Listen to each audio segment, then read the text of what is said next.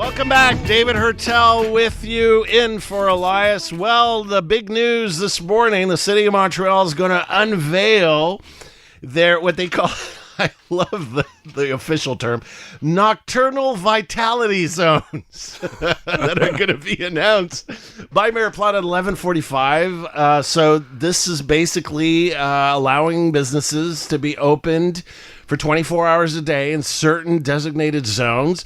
We're speaking now with the reporter at Noovo who broke the story of this big announcement. Étienne Fortin-Gauthier is a political and society journalist at Noovo, and he's in studio. Étienne, thank you for joining us this morning. It's a pleasure to be here. So, Étienne, you met with Executive Council President Luc Rabouin. Exactly. And also Executive Committee member responsible for culture, Eric Arnus, yesterday to discuss this announcement this morning by Mayor Plante. We met in a bar. In a bar. On Saint-Laurent Boulevard. Did you drink? Did they drink with you? No, we had water only. You had water? It was in the morning. Were there oysters? no oysters. but it was at the Darling, a great venue on Saint-Laurent Boulevard. So why do you think the city feels like this is a priority to do this now? It's a good question. What the answer to that question is that it's in our DNA in Montreal. We're a party city. We're a festive city. So we need to go in that direction and open these venues 24 hours a day. So I think there's a question of image for this administration, the Plante administration, to show that Montreal is probably cooler than Toronto.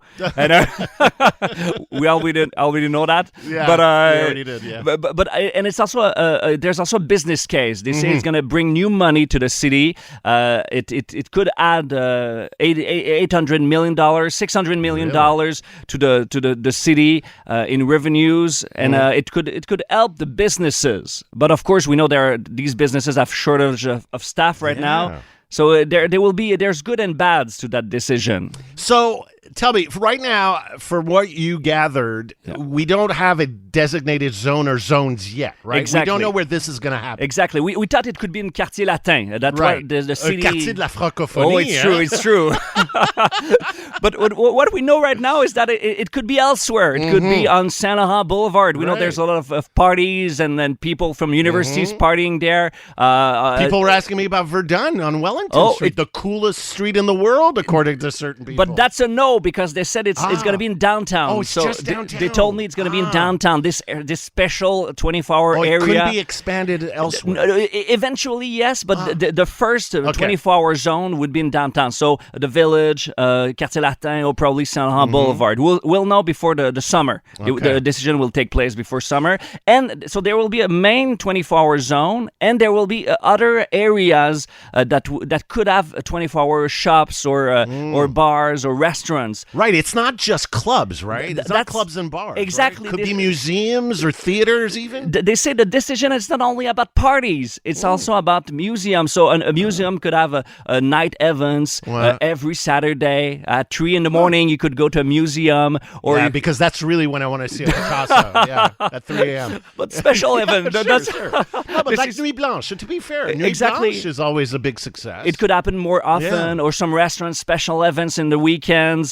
Or even movie theaters. So they could have a special presentation at night, our movies all night on a Saturday or Friday. So different, one main zone and two other zones that could be also accepted with 24-hour venues. What do you think about the politics of this? Because the administration has been hit hard with how bad things are in downtown Montreal. The economy, small businesses, construction, traffic, blah, blah, blah. We all know the issues.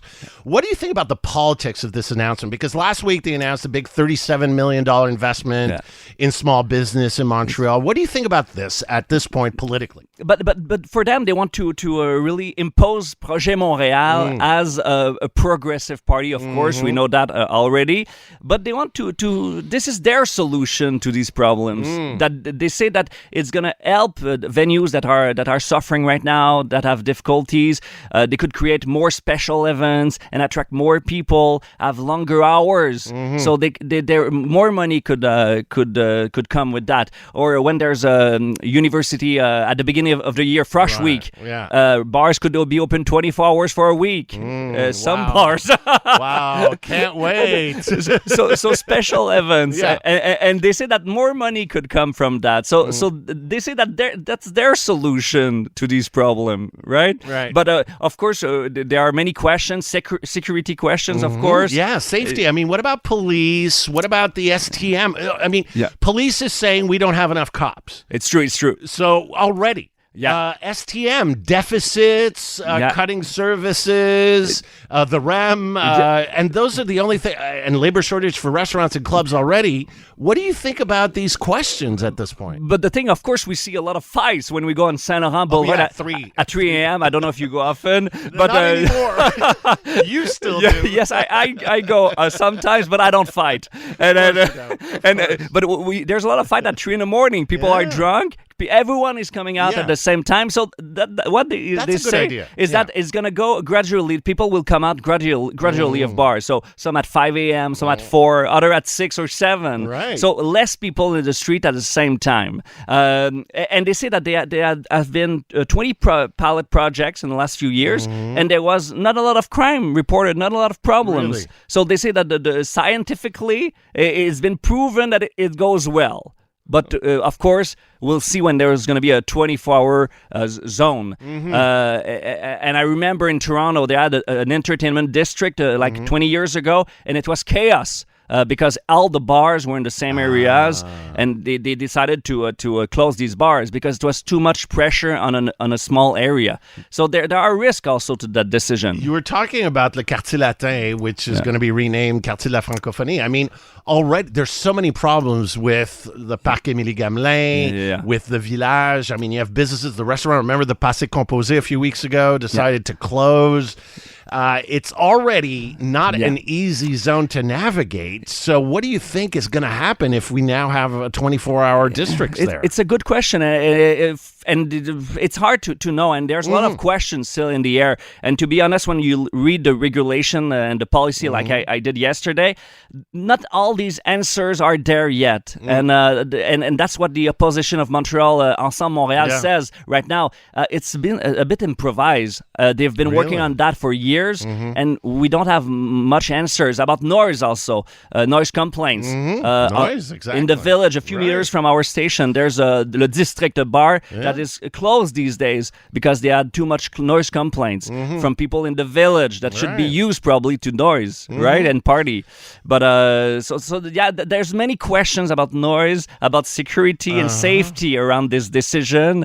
So we'll see how it will turn out for Projet Montréal and Valérie Plante. So I'm sure you're going to be covering this announcement at 11:45. Absolutely. Right? It's going to be very interesting also to see how they're going to measure the impact and if we're going to have actually numbers in time for the November 25 election. Oh, yes, you're right.